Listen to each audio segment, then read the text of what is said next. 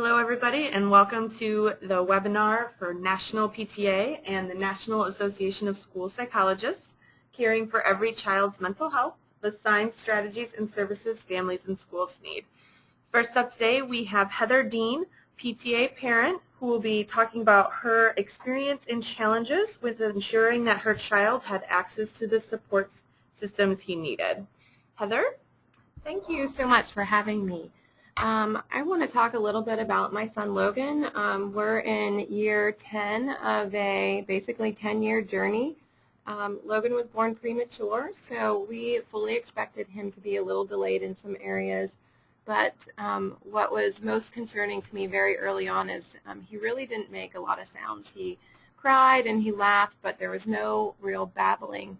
So at about a year old, we were already looking into some developmental specialists, pediatric developmental specialists, and that's basically where our journey started with Logan. We started at 18 months old with speech and occupational therapy, which were his highest need areas at the time, and basically navigated through the preschool system. He had an IEP at the age of 3, so he was already getting help in preschool, and that allowed us basically to go right into his kindergarten years with an IEP in place. We've also been through the IEP system without changing schools without an IEP in place. That's I'll talk about that in a few minutes. But if you can get your child help the minute you start seeing some warning signs that I think John Kelly will be speaking about a little bit later in the webinar, that's your best bet into getting your child immediately into services when they start school age, kindergarten, and so forth. So we were lucky enough, we have military insurance, so we were able to get additional services through our insurance plans, and actually while living in Illinois they have a great state program that we were also able to take advantage of. So just a little bit, some personal anecdotes. When we were living in North Carolina and Logan initially had his IEP, we had 2 years with an IEP with many, many struggles. When my husband deployed for the second time, Logan had a pretty bad breakdown, and I went to his school psychologist and begged for help. I said I couldn't get Logan to school. I had to fight him into his clothes in the morning. It was a big struggle, and being an accountant by trade, I had no idea what I was dealing with, and my husband was gone, and I basically was looking for help at every turn. So through the school psychologist, we had a series of testing done with Logan, and at the end of which he was assessed at very high risk for pretty much every sort of psychological disorder that you can imagine, including autism. So as you can imagine, I was very distraught and looking for help in whatever way I could. So we had lots of systems in place. He had weekly meetings with the school psychologist. He had support groups at school with other kids who had military deployed parents. He had an IEP and a special ed teacher that was shadowing him throughout the day. And what we later found out was Logan had Asperger's, and if you know anything about Asperger's, lots of kids on the spectrum have very high IQs. So academically he was doing fine, even though behaviorally he was really struggling. At the end of our first grade, we had our end of the year IEP meeting, and they said that he didn't need his IEP anymore. He was doing just fine. He was making friends. And as you can imagine, after 4 years of struggling with him, I was thrilled. I thought we made it. Here we go. I've got a kid that knows how to behave, is academically doing well. And that summer we moved to Virginia, and I thought we're going to have a fresh start and move forward. So basically, when we arrived at second grade with no IEP in place, we met with his teacher, let him know a little bit of his background, thought everything would go well, but within 3 weeks of second grade, we got the call that your child needs help. He is doing miserably in school. He's not working well with his peers. He's basically failing everything. And I thought, okay, well, we had an IEP before. This should not be an issue. What wasn't known to me as if you don't have a diagnosis in place and your child is doing well or well enough academically, that is not an easy process. So we basically had a year fight to get an IEP in place, which eventually we ended up getting an official diagnosis for Logan with his Asperger's, which was disconcerting to me because we had spent a lot of time in kindergarten and first grade trying to get an official diagnosis with basically nothing coming through, with many folks meeting with him, psychiatrists, psychologists, behavioralists, and no diagnosis whatsoever. So in second grade, when we couldn't get an IEP without a diagnosis, we made an appointment at Bethesda Naval Hospital, and within 20 minutes of meeting with the psychiatrist there, he looked at me and said, "Your son has Asperger's." And it was such a definitive diagnosis that I was, as you can imagine, shocked and dismayed. But at the same time, I was thrilled because I knew that my son was finally going to get the help that he needed. And we knew finally what exactly we were dealing with, because if you don't know what you're dealing with, it's really hard to advocate for your child and give him or her the support that he or she needs. So some of the services that we accessed, again, going forward from second grade on, is the school psychologist met with him. He had group lunches with kids who had similar challenges as he did to kind of work through some of the behavioral and social challenges that he was having. We also were really lucky to, again, with our insurance, we were able to have access to applied behavioral analysis therapy, which is really helpful to kids on the spectrum. They really give a charted course on behaviors and disabilities and working through those. We had them come to our home, so 4 days a week Logan had therapy in our home with these folks, getting him organized, keeping him on task, help doing role play with social behaviors. We also linked him with support groups that he could attend and meet other children like himself and work through challenges in that way. And then also support groups for families.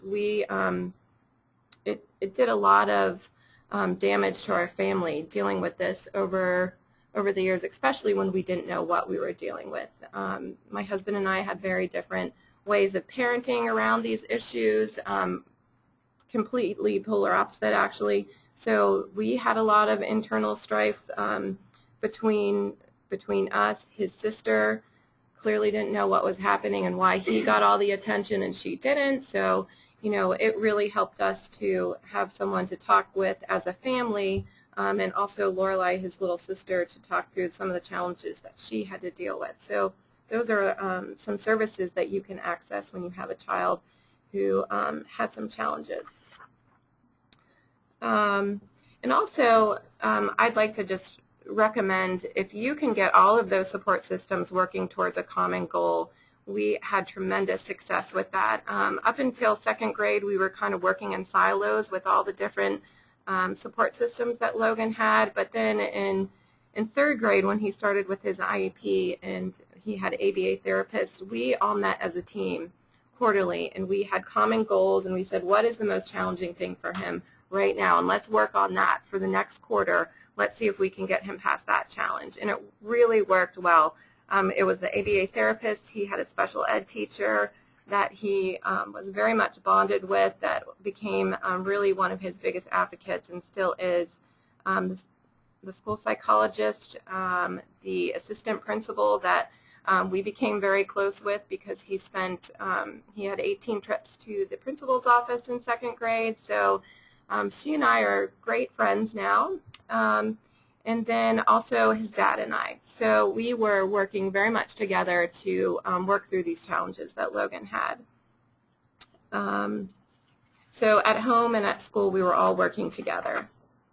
And then also they always talk about being your medical advocate, being your best advocate. Well, you're also your child's best advocate. No one's going to fight for your child like you're going to fight for your child. You want to get everyone in the community, in your child's community, working together. As I said, I even have the principal's office looking out for him. We meet every year to discuss what teacher would be best for him, what services are best for him, what activities are going to be best for him.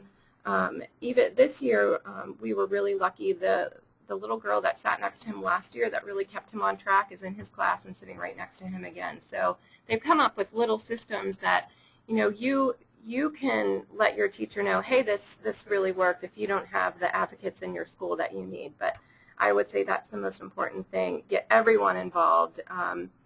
You know, my son cannot do anything in that school without me knowing, because I have a great relationship with the principal, the assistant principal, the special ed teacher, and his teacher, and I make sure that that's a priority from day one. So back to being your child's best advocate, you can leverage the National PTA Standards for Family School Partnerships and Family Engagement Laws. Your local PTA unit, if you are lucky enough to have one, should be very familiar with family school partnerships, and basically these are proven research-based ways to really leverage your child's success. So you can visit these at our website, pta.org/programs/family engagement. You also want to make sure that you understand your students' special education rights and IDEA Act. And you can also find that at the PTA website, pta.org/advocacy. I would really suggest that you seek out services and therapy programs that your child qualifies for, whether it be through insurance. A lot of local and states offer great services as well. And again, make sure you build relationships among all of his support groups. Some other tips that I'd just like to share: get help as soon as you can. The more time that you have for your child to get support, the better off you will be. As I said, in second grade, Logan spent 18 trips to the principal's office. In fourth grade, he had 0. So I really stress his success story, and I really think that it's because we got a lot of support. And I'm not, you know, the cheerleader parent. This isn't all about me. I actually feel like I had very little to do with this. I didn't know what I was dealing with. Like I said, I'm an accountant. I have no expertise in these areas. He was my first child, so I had no idea what I was doing with him. But I just tried to throw all the support I could at him because I really didn't feel like I was strong enough to do it alone. So don't judge yourself. Get help where you can, when you can. Also, we talked to Logan about his differences. When we finally had the diagnosis, we sat him down and said, you know, Logan, we know that you've noticed that you have trouble making friends and getting along with your peers and staying on task at school, and this is why you're having these troubles. It was a really hard conversation to have with him. He cried and said, I don't want to have autism. And, you know, we talked about where on the spectrum that he was, and, you know, the differences between having a little bit of autism and a lot of autism, and how things were going to be harder in some areas for him but easier in some areas for him, and that everyone has that. Everyone has strengths and weaknesses, and that we were going to focus on his strengths and give him support where he had weaknesses. I have to say that he does use that as a crutch whenever there's bad behavior. He says, well, it's because of my autism, which, you know, he very well knows the difference between right and wrong, and it, you know, it's funny that he tries to manipulate us in that way, but he does understand now, you know, the differences and the challenges that he has to work with, and he understands that his therapists are there to help him through these, so eventually he can really cope like everyone else. Another thing that I did last year that was really helpful is I did a presentation to his classroom, and we talked about what autism was and what Asperger's was, and some challenges that Logan has, and some things that he does really well. We talked about famous people who have Asperger's, so they could really see, like, oh my gosh, the creator of Pokemon has Asperger's. That's so cool. They asked a lot of questions. They were really engaged, and then the class just started talking about, well, I have this and I have that, and I don't do this very well. And so it was a really engaging conversation, and Logan felt really special that his class now understood him, and I've actually seen a huge increase in party invitations. He's actually had his first sleepover. So, again, a success story. The more you can educate other people about what your child is facing, the easier I think they have. Okay, and then I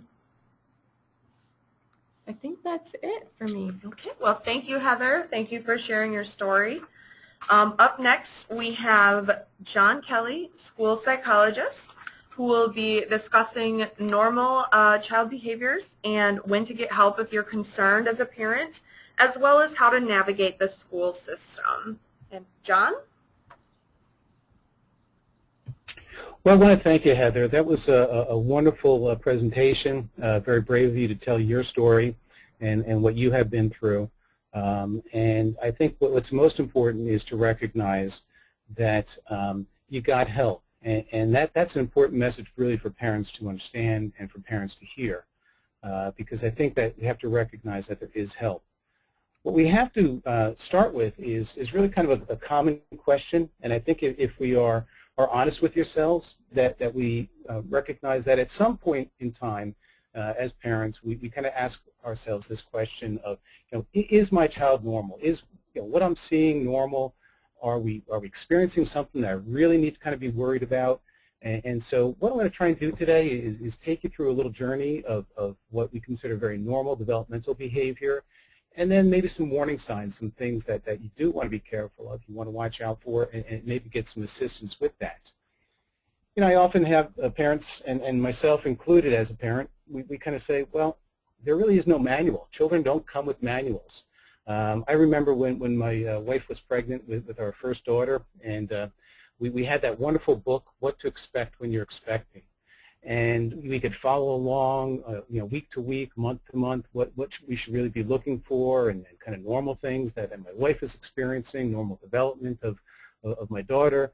But once that baby is born, it's often very, very difficult to understand kind of what is very normal behavior, because what we have to recognize is that there's a whole range of developmental levels, a whole range of very normal, typical development. And sometimes kids fall at a bit of the extreme in those areas. And then we have to really recognize, well, when is it maybe an indicator of something a little bit more serious?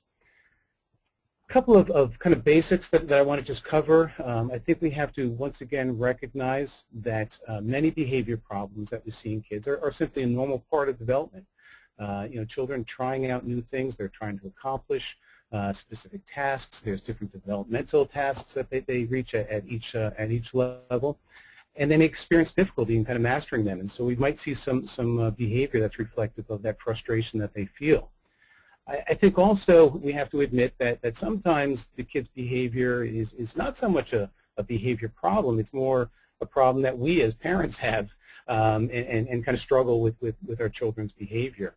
And I think most importantly, as parents, we need to be aware that there really is a difference between this normal developmental behavior and something that is maybe indicative of something more serious, and certainly where to get help for that. Before we talk about kind of that normal development, I want you to recognize that each child is an individual with unique qualities and a unique personality, and that all behavior occurs along a continuum. And really that behavior really may vary from situation to situation or even day to day. And so the way your child may behave at home might really be different than what they're viewing in school, which may be very different than what they're seeing, say, over at a friend's house. I love it when my son's friends say, oh, your son is such an angel. He's such a wonderful kid when he's over my house. And boy, I know what he's like in my house. And so certainly see the difference in the settings in terms of their behavior. So one of the key things we have to kind of take a look at is, are we talking about mental health, or are we talking about mental illness? And I'm going to challenge you really to take a look at the concept of mental health as not just the absence of some type of psychological or psychiatric disorder, but it really also encompasses that social, emotional, behavioral wellness. In fact, I often talk to parents about recognizing that there's a continuum of health that we experience, anywhere from what I call mental wellness to the other end of mental illness. And once again, we can range anywhere along that continuum at different times. Now, there are some common myths that we often have, particularly related to children, and these are important really to dispel from the get-go. Mental illness is the result of a personal weakness. Well, this is certainly one that concerns me and bothers me, because I think that what we have to recognize is that's simply not true. We have to recognize that mental illness is at times a biological issue. At times it's a combination of different factors in that child's life. And so I think about your typical ADHD boy having difficulty concentrating or sitting still in school, and kind of saying to him, well, why can't you just sit still? Why can't you just concentrate? Or as we just heard before about Logan, someone along the autism spectrum who might have difficulty with social relationships, and saying, well, why can't you just get along with kids? No, I think what we have to recognize is that mental illness is a very real thing. It has nothing to do with personal weaknesses. The second myth of mental health problems are the result of bad parenting. Wow, we as parents, we get bad rap sometimes, and we certainly get blamed for a lot of things. And hey, truth be told, sometimes we have to accept that responsibility.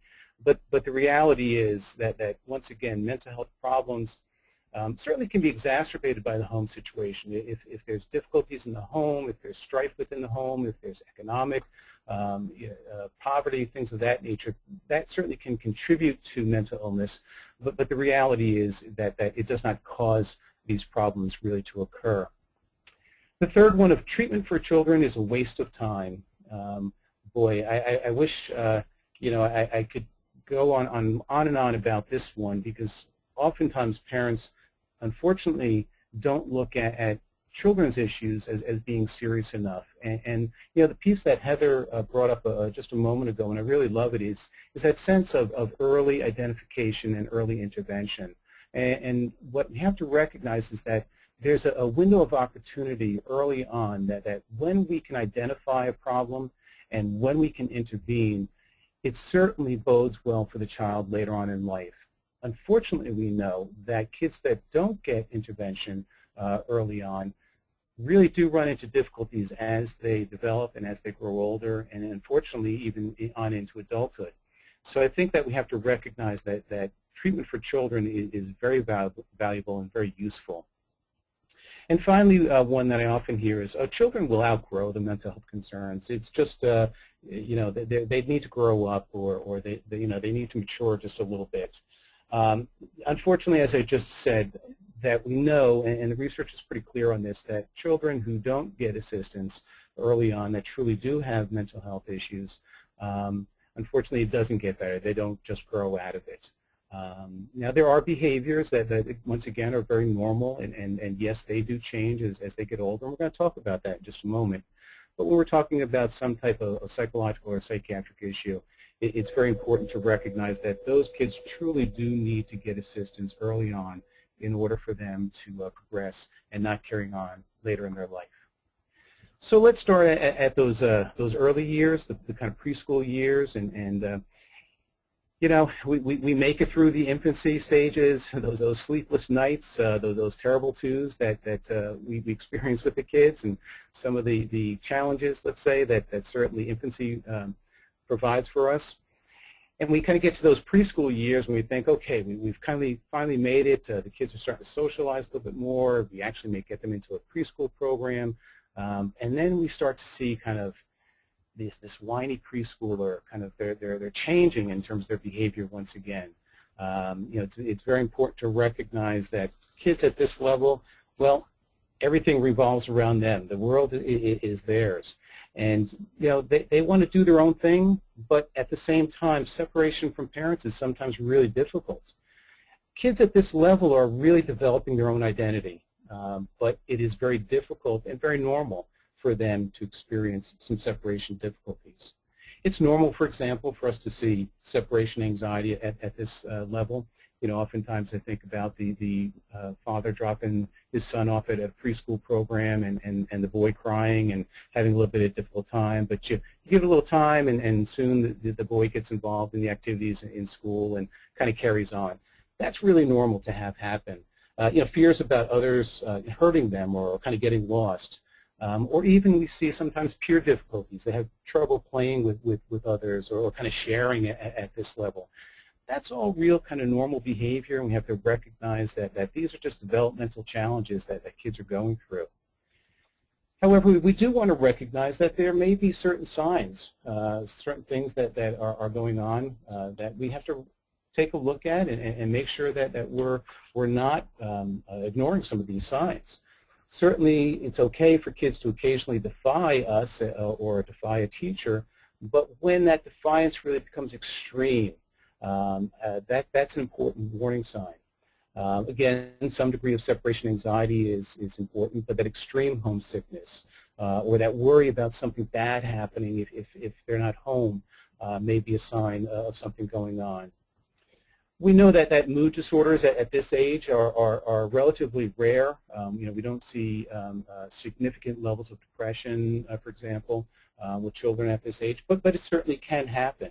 And it's going to look very different for young children than it may certainly look for older adolescents or even adults. It's not going to be that typical sadness that you might see in a mood disorder, but you might see more of an irritability, the difficulty concentrating.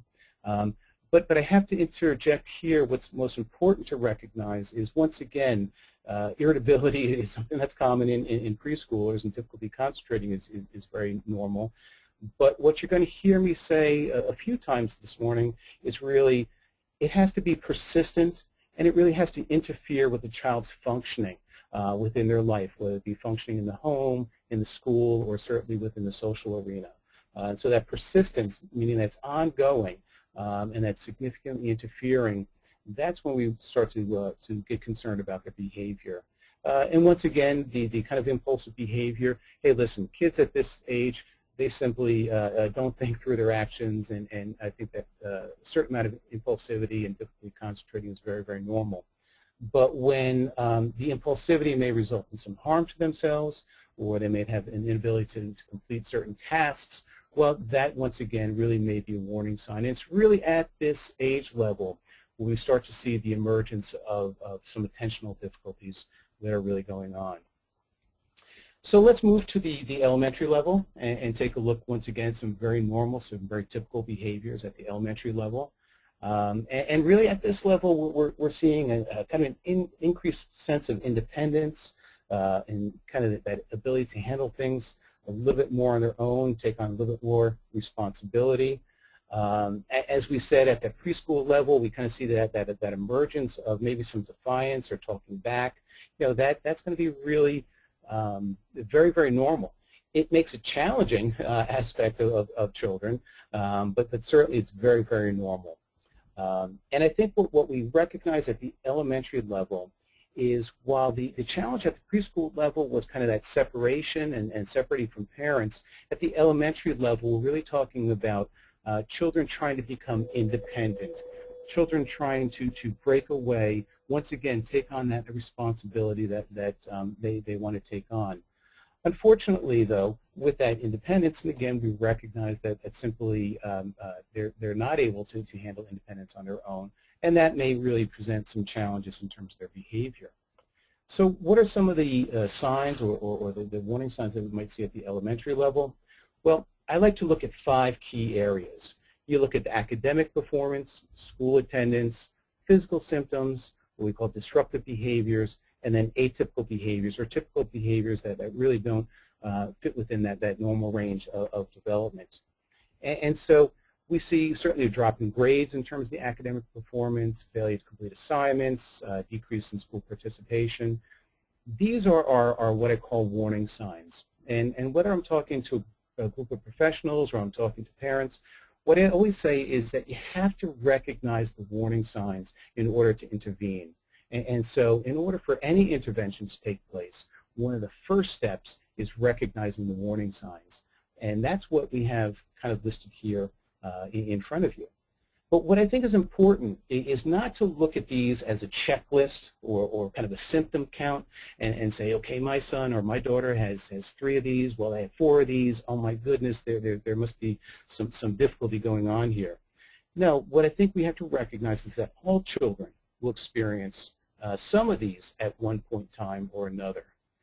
Once again, what we want to take a look at is it persistent, meaning that's happening over time, and what is the impact it's having upon my child's functioning.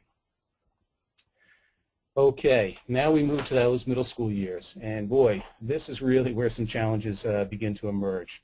I have a good friend of mine who works at the middle school level, and he loves working there, but at the same time, it's really so many different changes are happening within kids, whether it be physically changes, hormonal changes that are happening, certainly social and academic changes, and certainly challenges that come about there. It is a confusing time for many children, and we have to recognize that as once again, very normal at this developmental level. You know, kids feel awkward. They're not sure where they really fit in. They're not really, you know, they're kind of going through that awkward physical development. They're influenced by their peer group very, very heavily at the middle school level. We really see moodiness that's going on. We as parents, boy, we are just overly intrusive according to them. We interfere in their independence, and you know, they don't like that at all. In fact, they'll often push back when we try to get involved in their life. There's a lot of up and down in terms of that physical and emotional energy that we see. At this level, we really see an increase in risk-taking behavior, that they kind of become curious about things, and boy, that curiosity and that risk-taking can really lead to some significant concerns in terms of their behavior.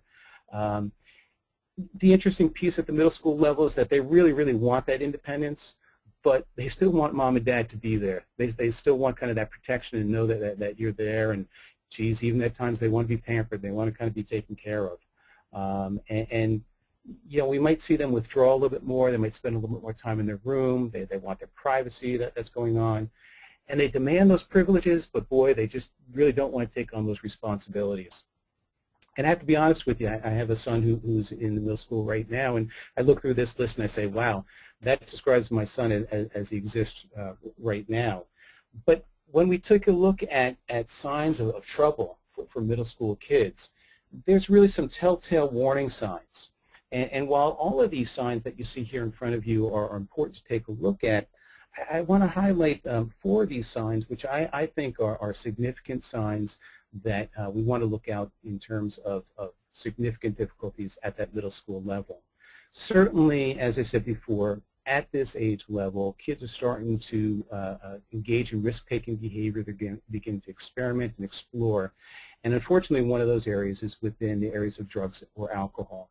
And I think that anytime we see that exploration really going on, it's important for us as parents to truly intervene early in that process. The inability to cope with daily problems and activities. And again, it's, hey, kids at this level, they're going to struggle at times. They're going to struggle in their coping abilities. But it's really that inability on a daily basis or just very normal kind of daily routines. If they're having difficulty with that, I think that's a real telltale warning sign. The defying authority, again, is very normal at this level, but when we start to get into things such as skipping school, stealing, or damaging property, those are, once again, extremes in terms of the behavior, and that's important for us to really take a look at. And finally, the other one I want to highlight was the frequent outbursts of anger. Once again, kids at this level, they're going to get angry. They're angry because we're trying to be involved in their life. They don't want us to be involved in their life. But if that's the frequent mode of their reaction, is just to get angry, fly out the handle, start arguments, run out of the room, or become violent in any way, I think that's an important warning sign for us to really take a look at. And then we move to the high school level. And, you know, this is really the level where kids are really making the transition from adolescence to young adulthood. And we see the emergence of really adult-like behaviors. But once again, when the challenge is at this level is simply that they want to be adults, they want to be young adults, but oftentimes don't have the capacity to truly take on responsibility or make decisions that adult behavior really requires. A lot of typical behavior at this level may seem strange to us as parents. We see them behave in certain ways. We shake our head and kind of scratch our heads and say, wow, where's that really coming from? But we have to recognize that it's a very, very normal part of teen life. Changes in appearance, changes in hair color, changes in different ways that they dress. I think that's very, very normal. Certainly, once again, that withdrawal from family life, that independence, because really the transition goal or the transition task at this level is really to be able to become independent.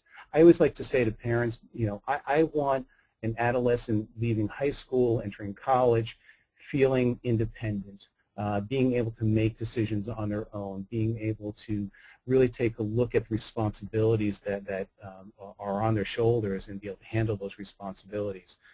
So that those adolescent years are very, very important for them to make that transition from dependence to independence. We may see more arguments that emerge at this level, and once again, we see the emotional ups and downs. I often say that even we as adults, we ride an emotional roller coaster. There's a normal wave that we ride that kind of falls within that typical range. We have some good days, and we have some not so good days, and that's very, very normal. It's when we see kind of the extremes, the extreme highs or the extreme lows, that's when we begin to have some real concerns.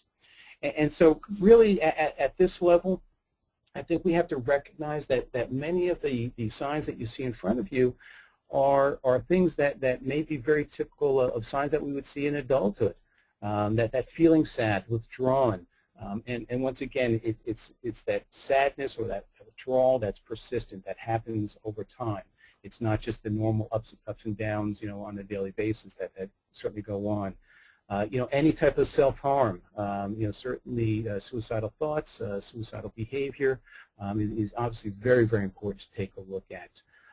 Severe anxiety and anxiety type of reactions, panic attacks, things of that nature, obviously very important for us to take a look at. Engaging in violent behavior, multiple fights, use of weapons, severe out of control, wanting to hurt themselves or hurt someone else. I think that's very important.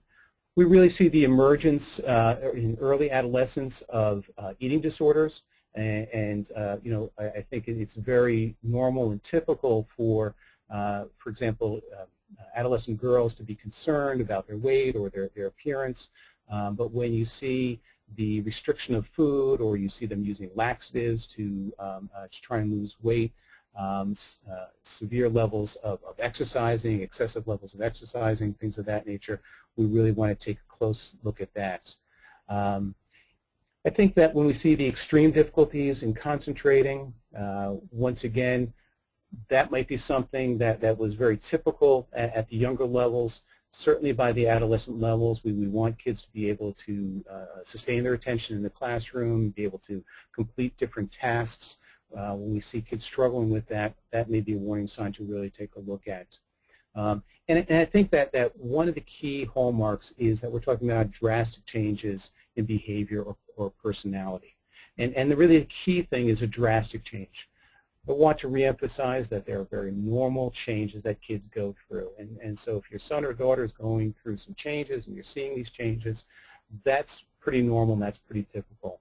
But the drastic changes in their behavior or personality is something that's really important to take a look at. So we might kind of say to ourselves, well, does my child need help? And what I'm going to encourage you to do is ask yourself these 5 questions. What are the behaviors that are worrying you? And I think we have to remember that normal variation of behavior, but it's important to take a look at, what are we seeing in our sons? What are we seeing in our daughters? And kind of say, well, why is that concerning me? What am I worried about? How often does it happen? Meaning the frequency. How frequent are these behaviors happening? If it's, every now and then, very often that's a very typical behavior. If it's something that happened much more frequently or certainly on a daily basis, well, that might up it a little bit and say, okay, maybe this is something for us to take a look at. Are these behaviors outside that typical range for his or her age? That's important, once again, as we've been talking about, to recognize very normal behaviors and ones that may be atypical or kind of falling outside of that normal range. How long has it been going on? I've said it a few times already. Is it persistent? Is it something that continues over time? And how much are they interfering with his or her life? Once again, we want to take a look at the functioning within school. We want to take a look at functioning within home, and certainly within that peer group. These are some questions that will kind of help to guide you in saying, do I want to seek additional help? And I think it's important for us as parents that when we do answer these questions and we take a look at our child's behavior, well, how can we access some help when we decide we need to finally make that move? I want to talk just a little bit about mental health services in the schools, and then we'll kind of transition into services that exist within the community. I think what we have to recognize, unfortunately, is that children are faced with many, many challenges. We know that suicide is the third leading cause of death in youth from ages 15 to 24. But what's most important is 9 out of 10 of these kids have some type of mental health disorders. So the majority of individuals that unfortunately end up taking their life, there's some type of mental health disorder that they have been struggling with. And in many ways, I'm going to say to you, that's the good news, because we know that suicide is not a behavior that kind of just pops up. It's not just oftentimes something that there's a trigger that happens in their life. They break up with a boyfriend, or there's a fight that they have at home, and they decide they're going to commit suicide. No, oftentimes those events may occur, but what happens is it just makes the situation that they've been dealing with, the mental health issue that they've been dealing with, much more significant in their own eyes.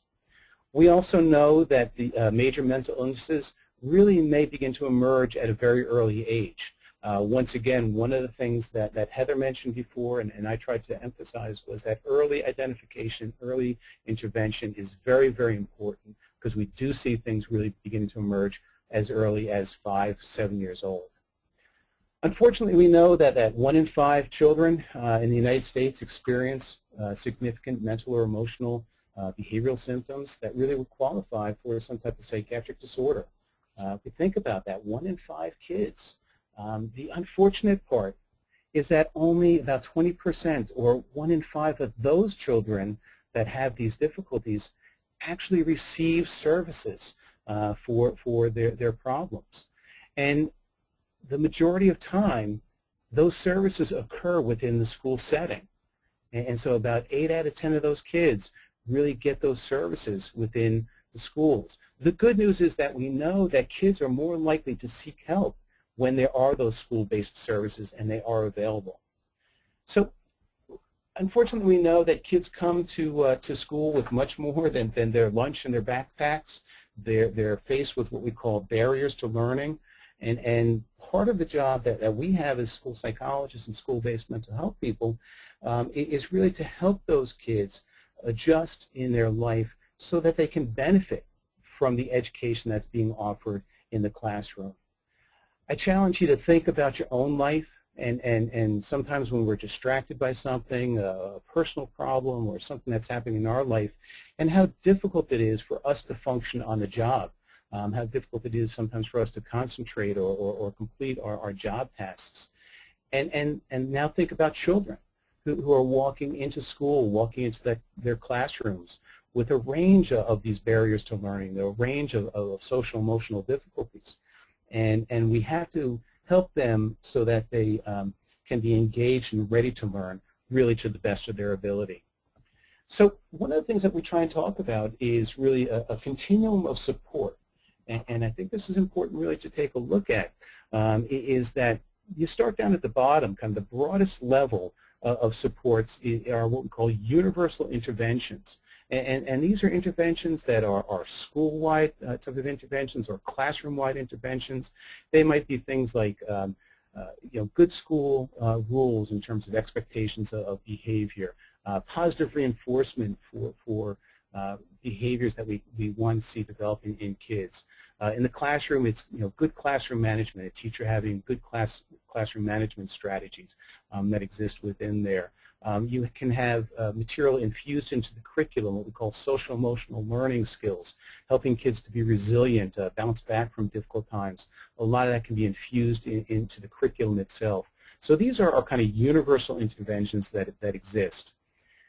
Then kind of moving up the next level, we talk about that early identification and kind of recognizing, once again, some of the warning signs. We're seeing certain things happen with kids, and we begin to recognize, okay, this is something that we need to intervene with. And so we begin to maybe work with a classroom teacher, we begin to maybe work with a parent in terms of some things that can be done both in the classroom and at home. And at this point, we might not intervene directly with the child, but we want to kind of recognize that if we can work with what we call environmental variables, work with that classroom setting or things in the home, then in fact we might be able to change the behavior and assist the child. We move up to the next level to what we call targeted interventions. And these really are kids that are beginning to show these warning signs. They're really not responding to some of those universal type of interventions. And so these are kids that might need a little bit more intensive support. Maybe we do, in class type of group, we do what are called push-in services, where school psychologist or the school counselor or the school social worker might come into the classroom and do some actual work with a group of kids directly there in the classroom. Or in fact, we might have pull-out programs where we run social skills groups or some other type of group program for kids that are really starting to show the emergence of behavior problems. Then you have about 5% of your kids kind of at that upper level that need the intensive supports. This is kind of the level that we reach when we talk about special education programs, where really there's individualized supports, there are intensive supports that we provide for kids. And then really at that top level is where we combine the community and school supports. And once again, those are very intensive supports that exist. But what I want you to recognize is really that continuum of support that exists. The other important thing to recognize is that we know that the vast majority of our kids respond to those universal supports. In fact, they say about 80% of our kids will respond really well when we have those good universal supports within a school setting. And so 8 out of 10 of your kids, you're addressing any type of issue that might come up with just some good basic supports that exist within the school and certainly within the classroom itself. And then, of course, we move up the ladder to more intensive supports for kids that really need that. So how do we really navigate the school system? Well, I think Heather gave you a real good overview of her experiences, and it sounds like Heather had some good experiences, and then she certainly had some challenges, facing getting that support for Logan. But, I always like to say that the classroom teacher is really one of your biggest allies, and it can be one of your biggest advocates. And so particularly at the elementary level, I would encourage you to start at that classroom teacher level.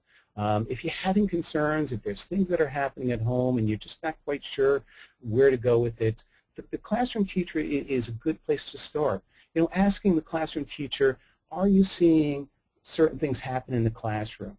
For example, at home, I think about the young boy that might be having difficulty completing his homework, and he gets frustrated and he gets upset because he can't complete his homework. You might ask the classroom teacher, are you noticing Johnny having difficulty in the classroom? Is he getting his work done? Is he engaged in the classroom? And so oftentimes combining what you're seeing at home with that classroom-based behavior will begin to answer some of the questions that I posed to you a little bit earlier that you can ask yourself. At the middle school and high school level, you certainly have the school counselors. School counselors become, once again, an important ally at this level. There are some elementary schools that have school counselors also at the elementary level, but it's more typical at the middle school and high school level. But they are very important point people because at the middle school and high school level, you might have 5 or 6 different teachers that your child is engaged with. And so the school counselor can kind of be that point person to make sure that they're touching base with all the teachers and getting a good overview of how your son or daughter is doing in the school. And then, of course, what we recognize is that many schools have what we call specialized team meetings that can really help to determine supports and services for your child. I call this a little bit of alphabet soup. We can have CSTs or ISTs or SSTs, and CST stands for Child Study Team. IST is an Instructional Support Team. SSTs are Student Support Teams. My point being that there are, no matter what they're called, there are teams that exist within the schools that are there to take a look at students' needs and work with you as parents. I always say that parents are partners in education, and it shouldn't be an adversarial relationship. It shouldn't be the school against the family. Parents should really be welcomed in as part of the educational process, and the teams are often there to welcome the parents in and work with you on your concerns, and certainly work with you on getting those supports for your son or daughter. And then the important thing is having those school-employed mental health professionals providing the interventions really to address the social, emotional, and behavioral issues. Who are the school-employed mental health professionals? Well, once again, you can have school psychologists, you can have social workers, or you can have the school counselors that are certainly available there. And so having these individuals on staff that know that school environment, and I often like to say that they're the professionals that kind of know the most about mental health issues, but also know educational settings very, very well. And so these school-employed mental health professionals are very important allies as you try and get assistance for your son or your daughter. So I often get asked the question, well, is special education the only way to get support for my child? And I sit on many of these team meetings at my own school, and we often have parents coming in and saying, well, I want my son evaluated for special education, or I want my daughter evaluated for special education. And as I begin to talk to that parent, it's not that they want their son or daughter in special education. They just need to access some level of support for their concerns. And a lot of parents, unfortunately, think, well, special education is the only route to take to get that support. So I'm going to say to you, well, is special education the only way to get support? It really depends. And this is where a little bit of variability is going to come in.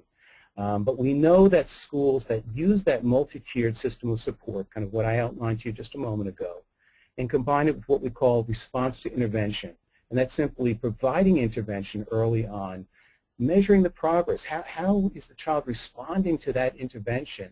Are they making some gains? Is it having an effect?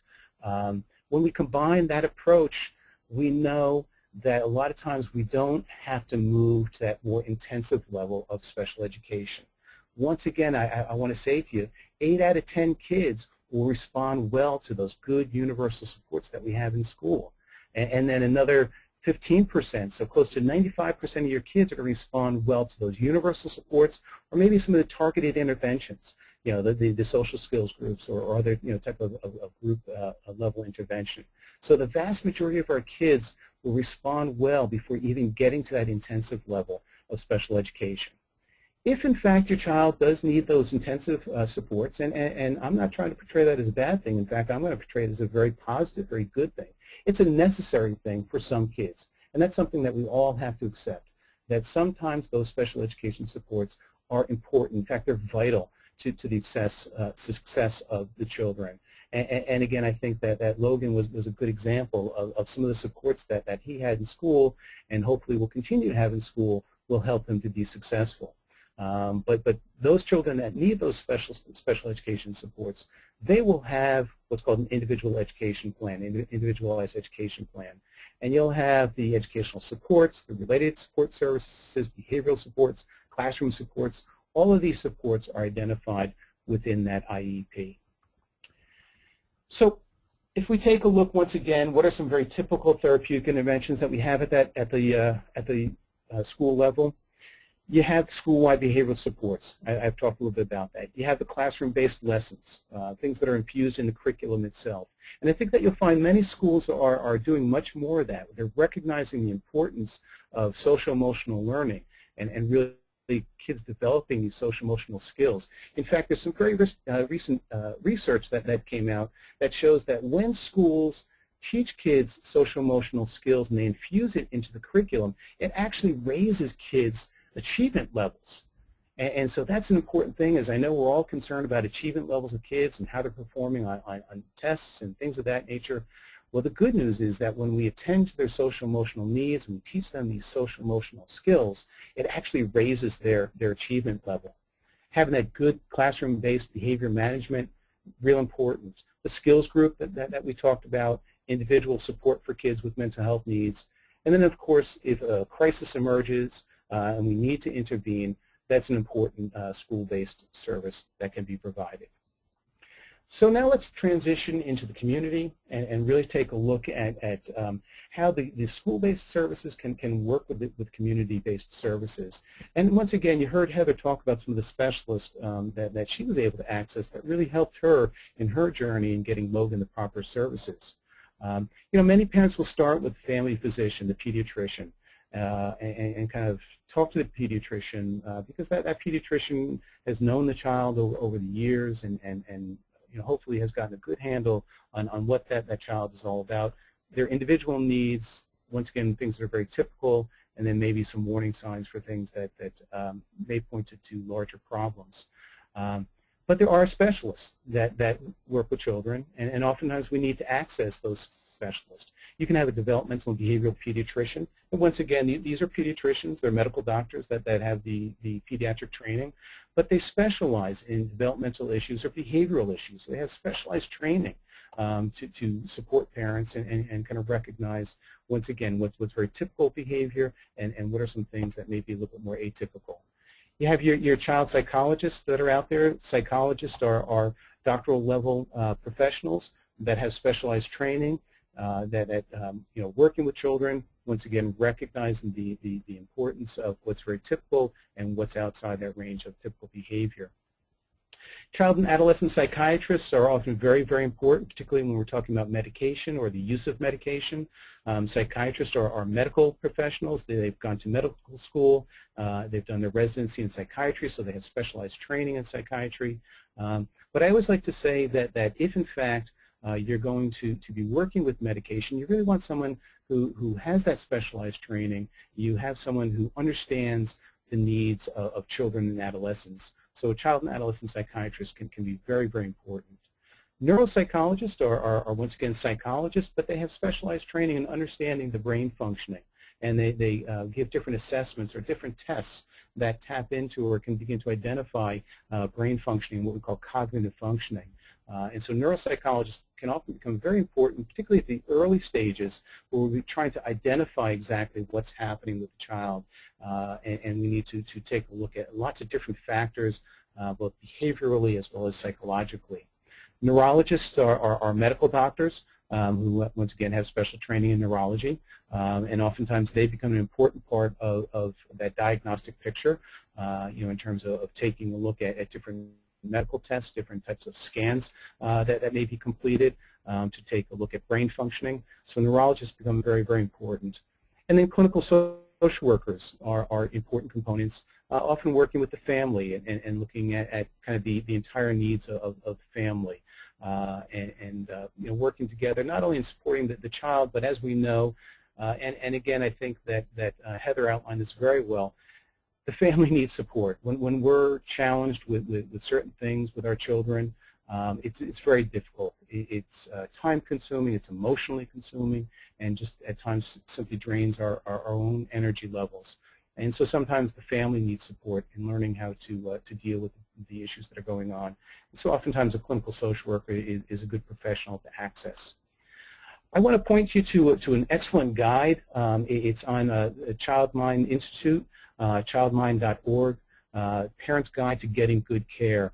They have actually outlined for parents excellent steps in terms of how to access support, kind of take you through some very typical questions or typical issues.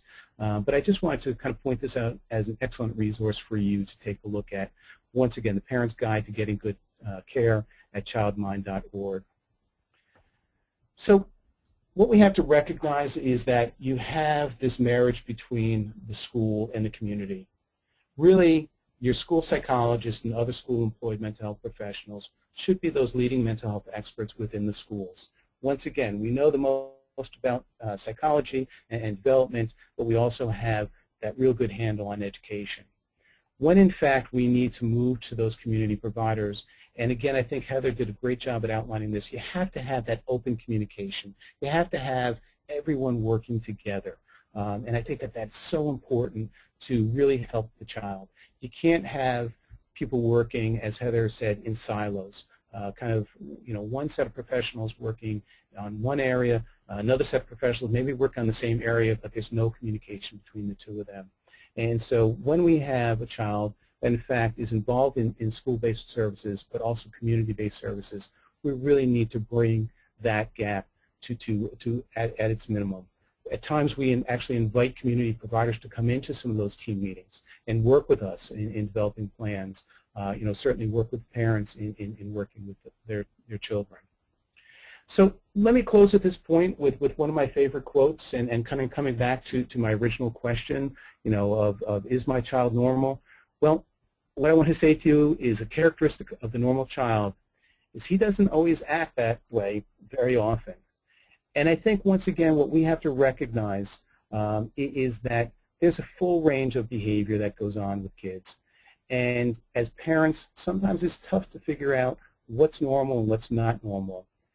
Hopefully we've given you some resources to access some of those supports. So let me turn it over to now Dr. Kelly Valancourt. Kelly works with the National Association of School Psychologists. Kelly? All right, thank you so much, John. So what I want to talk to you just a little bit now is how to advocate for mental health services. As Heather mentioned earlier, as parents, you really are your child's best advocate. However, in addition to advocating for the needs of your child, you also have a very important role in advocating for the needs of the entire school. And so as John mentioned earlier,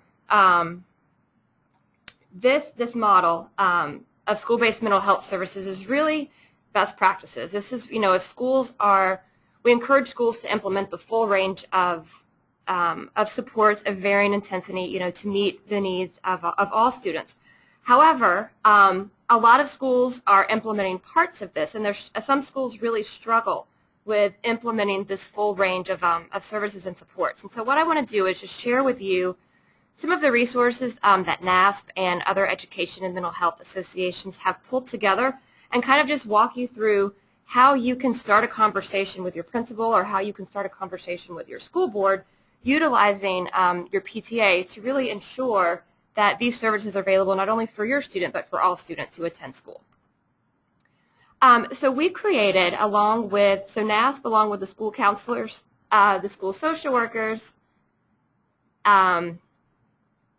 the school resource officers, and the elementary school principals, we created a framework for safe and successful schools.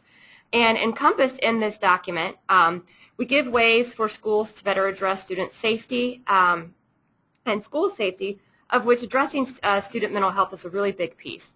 And so some of the major points that we highlight in this document, which is available online at nasponline.org, and if you click on the picture of the document, it will link you directly to the document. But we want to fully integrate behavioral and mental health supports with instruction, promote and integrate, as John mentioned, school community collaboration. It's really important for everyone to recognize that the schools can't do everything alone and the communities can't do everything alone. So it's really important that families engage schools and communities in making sure the needs of students are met. We want to make sure that schools ensure access to school-employed mental health professionals. These are your school psychologist, your school counselor, and your school social workers who are in the schools on a daily basis, making sure that students have the supports that they need. We want to balance physical safety and psychological safety. So it's not just that we have secure entrances so that we make sure that our kids are safe in school, but they also need to feel safe. And part of making sure that kids feel safe is having those supports in place for them at school so that they know if they are struggling with something, there's an adult in the building that is there that can help them. We want to make sure that schools are employing positive school discipline practices and policies, but most importantly, acknowledging that change takes time. I think in a perfect world, we could all snap our fingers and every school would have all of the resources and all the personnel needed to make sure that we are adequately addressing student mental health. But unfortunately, change really does take time. So now I want to talk just a little bit about how you guys, as parents, can utilize your local PTA to really advocate for change. As parents, your voice is so important in making sure that the schools that your children attend are the best schools they can possibly be. And so utilizing your parent-teacher association in conjunction with other staff in your school can really be powerful and can really be effective change.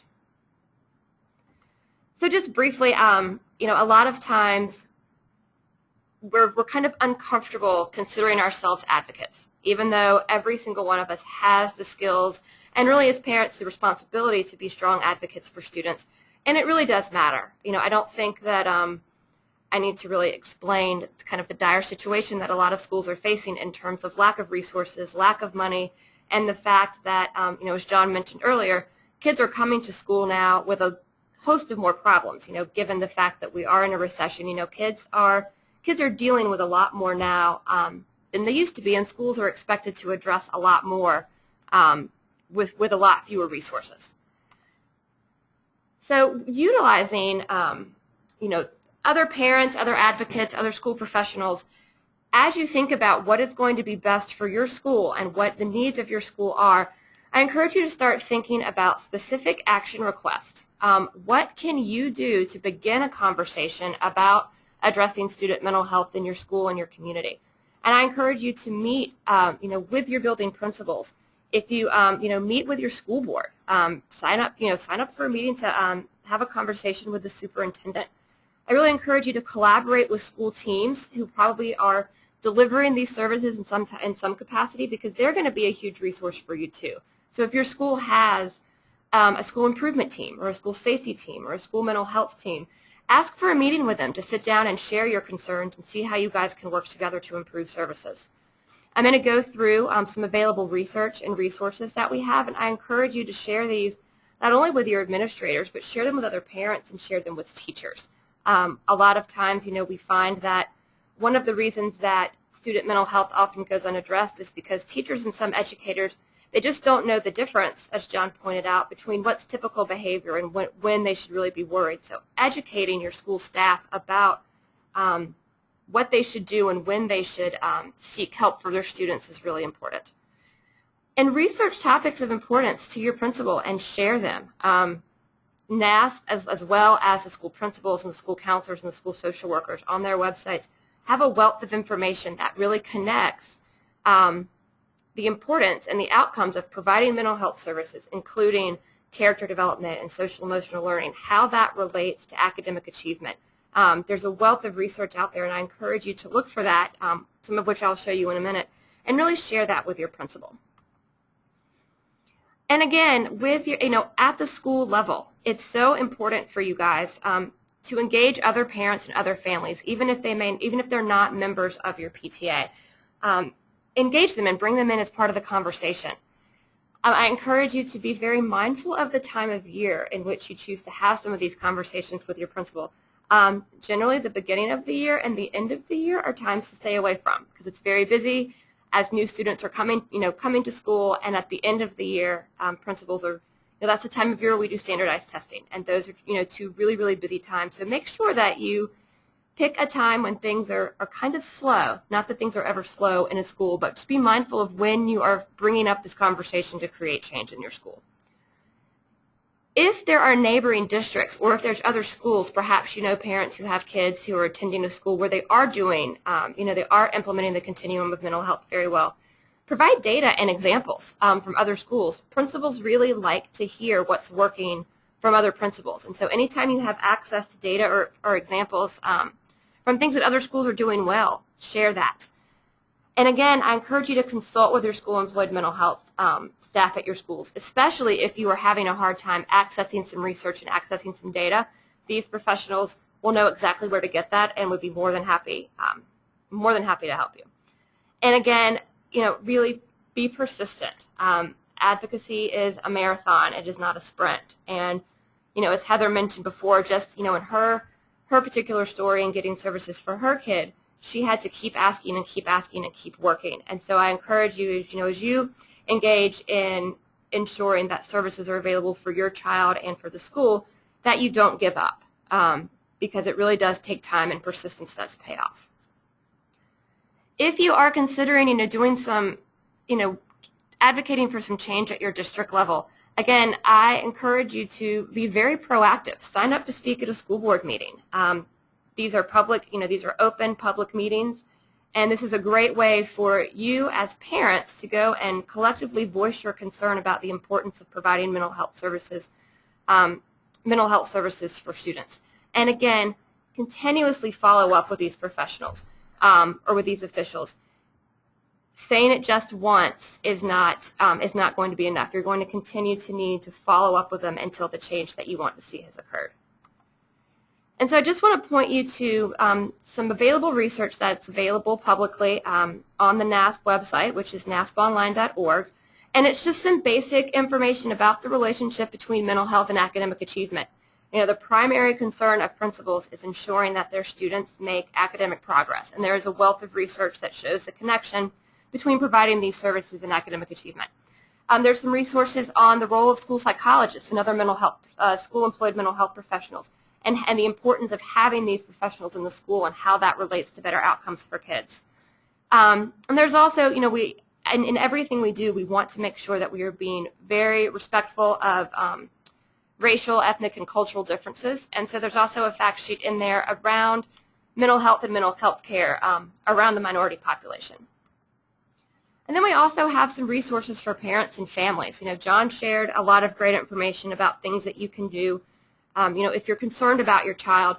But again, we have some more tips for both parents and teachers around mood disorders, around anxiety, and around general children's mental health that you may find helpful, if you're concerned about your child or if you just want to do some education for the teachers in your school building. And again, lastly, I highly recommend reaching out to your school psychologist, your school counselor, and your school social worker. These professionals are highly trained and the most qualified people in that school building to help you figure out what the best supports and services are needed for your child. So if at any time, if you're concerned about a student, please reach out to these people. They're there to help you. They want to help you, and they will be able to help you navigate what I'm sure sometimes seems like a very complex and complicated system, both in the school and the community, to get services for mental health. Thank you, everybody. I hope you've enjoyed this webinar, and feel free to reach out to us if you need any assistance.